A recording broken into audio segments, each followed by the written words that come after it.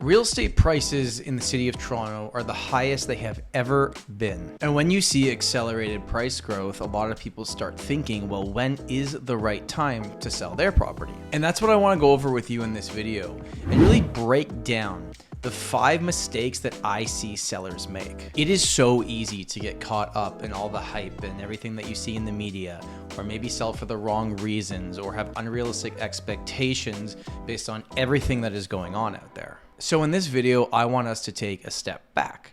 I want us to look down at the market with a bird's eye view and go over the 5 mistakes that I'm seeing sellers make right now.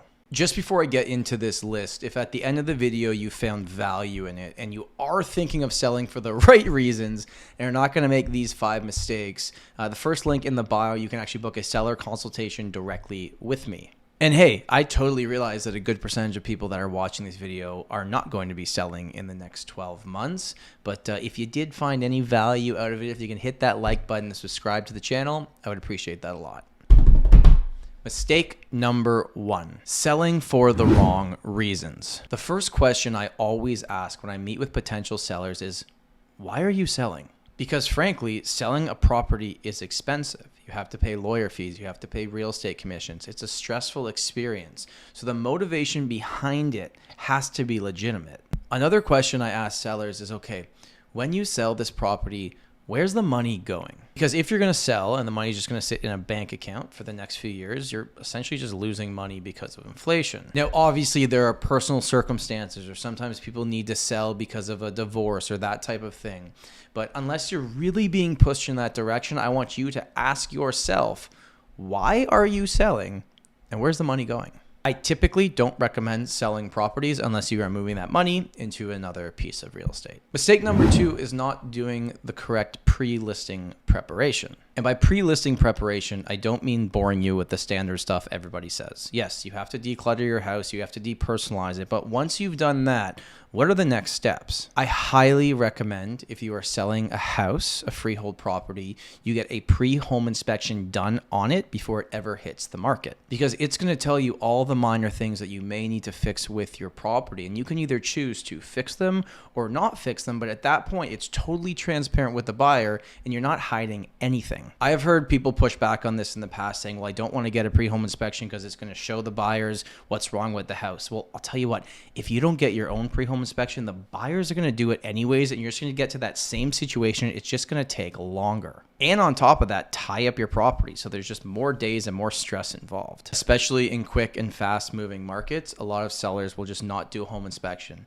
And it is so frustrating to buyers when you have an offer date and you don't have a pre-home inspection done, you're going to get less offers on your property. I actually don't know why this is, but in the city of Toronto, it's pretty standard practice to get a pre-home inspection done when you sell a property. But when you go further out into the suburbs, and I don't know the exact reason for this, a lot of people don't do it, and it doesn't make a ton of sense if you're trying to get the best result for your seller. Now, a status certificate is essentially a 300-page PDF document, and the only person technically allowed to give advice on it is a real estate lawyer. The status certificate will show you how much money is in the reserve fund of the building. What's the upcoming budget going to be? Is the current owner up to date on all their payments? Is there any special assessments or lawsuits going on in the building that you would have to be made aware of? Pretty much every condo sale in some capacity is going to be conditional on a buyer reviewing this document. You might as well have it available ahead of time so that they can review it before they bring you an offer so you get closer to that firm offer. This might sound pretty obvious if you've sold a property recently, but these were not standard practice even 5 to 10 years ago. So if you're selling a property in 2022 or moving forward,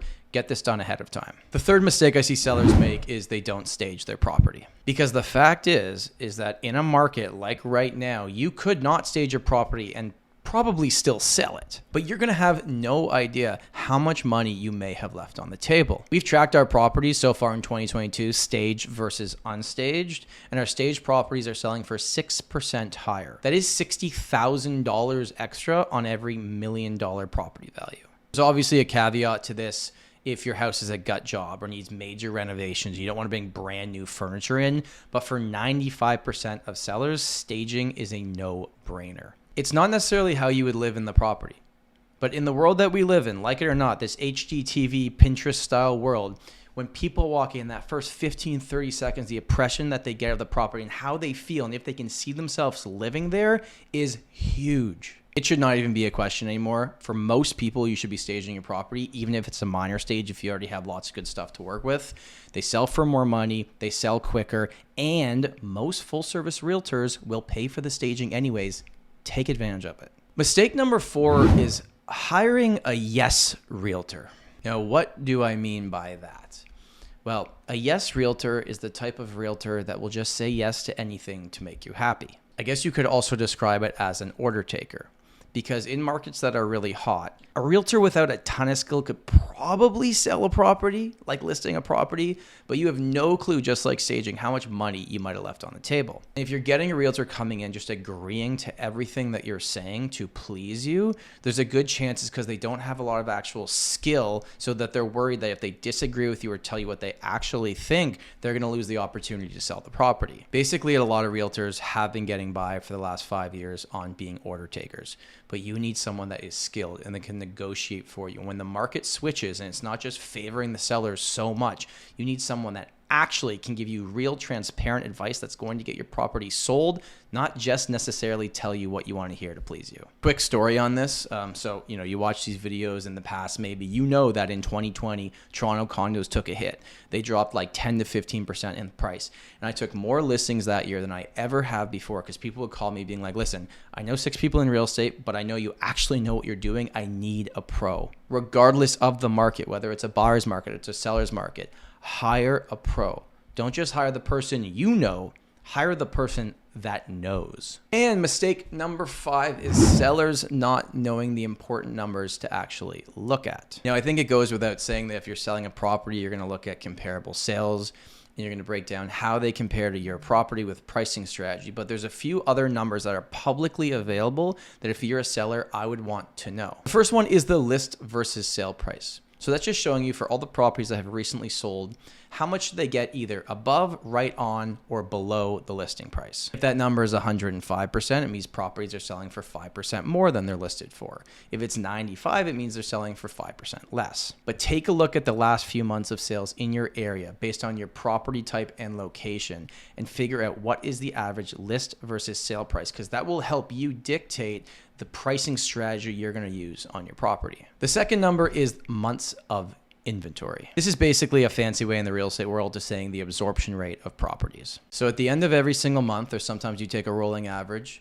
you take the amount of active listings on the market that are similar to yours in your area and your property type, divided by how many properties sold in that last 30 days. Active listings divided by number of sales, and that gives you a number. Right now, we're sitting at like 1 to 1.5 months of inventory, meaning if no new listings came to the market, everything would sell out in a month. Typical seller's market is about 3 months of inventory. Hot seller's market is 2 months of inventory.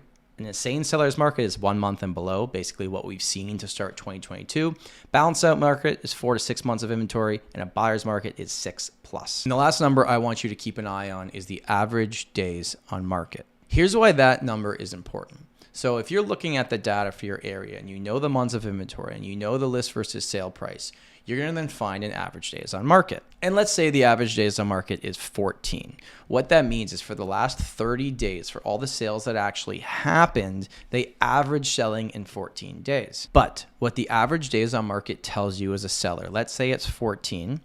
If your property has not sold within that 2-week frame, it's the market telling you that they don't agree with your pricing. Because I know any realtor that knows what they're doing can control about 95% of the equation. They can make the property look amazing. They can do all the marketing behind it. They can do all the staging and virtual tours and floor plan and get it out there to as much exposure as they could possibly do. But that last 5% of the market is how the buyers are reacting. If the buyers are not reacting positively by that average days on market, it's likely just a pricing issue. If you're a seller, you want the A buyer. The A buyer gives you what you want, if not more. They give you the closing date you want. They give you a deposit. It's a firm offer. Everybody's happy. A, buyers come in that first 7 to 10 days because scarcity is a real thing in Toronto real estate. If the property has been sitting on the market longer than that first week, then you get the B buyer. Probably still a good price, but a few conditions you got to deal with. If you've been sitting on the market for 25 days and the average days on market in the area is 14, you get the C buyer. They kick tires. They just throw in offers to see what happens. Now, I think you get where I'm going with all of this.